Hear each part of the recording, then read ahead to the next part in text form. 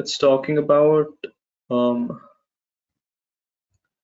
right, the pathogenicity is acquired by which of the following organisms, right? And it's describing inoculation of the genetic information via specific bacteriophages.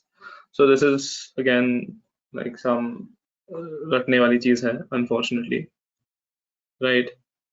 I'll just sum up the question for you guys, as in the answer for you guys.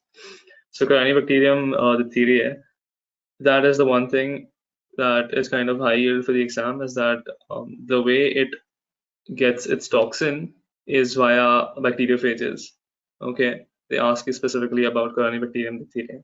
The rest of these options not important. Unka, genetic material kaise hua, kya hua, it's literally not that important. Corynebacterium is important. All right. So for the sake of completeness, I'll just tell you what happens.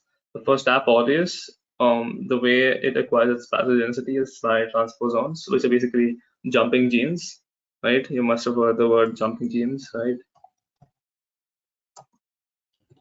So these are basically segments of the genetic material that are kind of spliced out from one location and splice into another location in the bacterial DNA, bacterial जो भी genetic material है वो, right?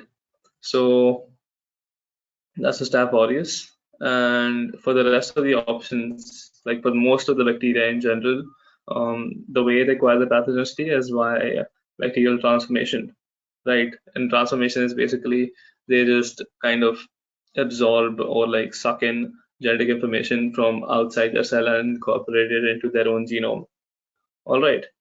So bottom line, Corynebacterium diphtheriae acquires its toxin via bacteriophages, right? And that is just the one thing you're just gonna have to remember for the exam,